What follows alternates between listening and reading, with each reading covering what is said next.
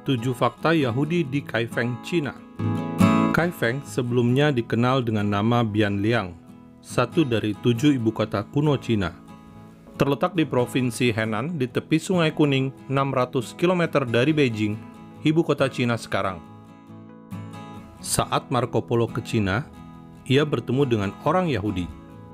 Marco Polo menulis, Kubilai Khan merayakan hari raya Kristen, Islam, dan Yahudi. 1. Yahudi Kaifeng datang dari Persia.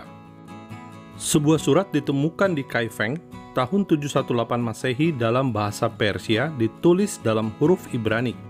Karena itu diduga Yahudi bisa ada di Kaifeng, salah satunya dari pedagang Yahudi Persia pada masa Jalur Sutra.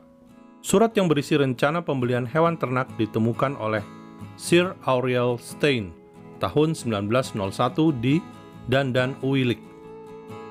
2. Pastor Katolik saksi mata keberadaan Yahudi di Kaifeng. Tahun 1905, Yahudi dari Kaifeng yang bernama Cina Ai Tien datang ke Beijing untuk bertemu dengan komunitas yang menyembah Tuhan yang satu. Ai Tien bertemu pastor Jesuit Bapak Matteo yang kemudian menulis surat ke Vatikan tentang keberadaan Yahudi di Kaifeng. Tahun 1722, Bapak Jean Domingue datang ke Kaifeng dan mengunjungi sinagoga di Kaifeng. 3. Sinagoga Kaifeng. Sinagoga dibangun tahun 1163, rusak karena banjir tahun 1642, tetapi direnovasi hingga tidak berfungsi lagi pada 1860. Saat mengunjungi sinagoga Kaifeng tahun 1722, Bapak Jean Domingue, pastor Jesuit, menggambarkan sinagoga dan mengirimkan ke Roma. Sinagoga inilah yang membuktikan keberadaan orang Yahudi tersebut. Berikut tata cara Yudaisme.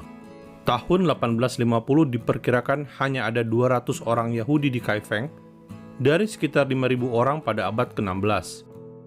Namun mereka tidak mempunyai sinagoga dan tidak ada rabi, sehingga komunitas Yahudi tidak lagi bisa membaca dan menulis Ibrani serta minim pengetahuan Yudaisme. 4. Kaifeng Torah.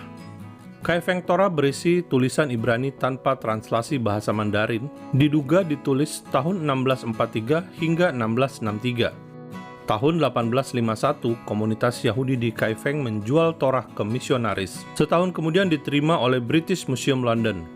Kaifeng Torah ini terdiri dari 94 lembar kulit domba tebal dijahit dengan benang sutra.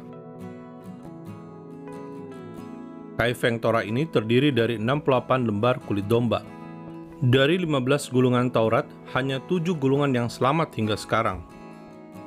Sejumlah manuskrip berupa buku doa, Alkitab, dan Haggadah dibeli oleh Hebrew Union College tahun 1920 dari misionaris. Pada buku doa untuk Sabat tercantum nama anggota komunitas Yahudi Kaifeng masa dinasti Ming. Ditulis dalam bahasa Ibrani dan Mandarin.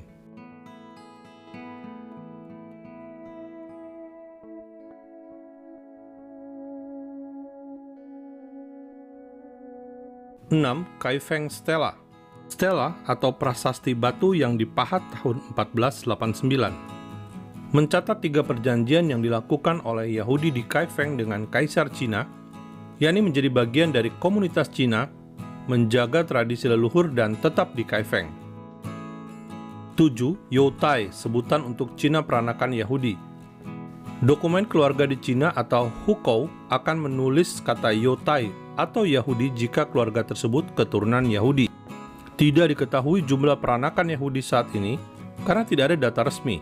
Namun, peranakan Yahudi yang mau aliyah ke Israel akan diterima oleh Israel. Sejauh ini sejumlah peranakan Yahudi sudah kembali ke Israel.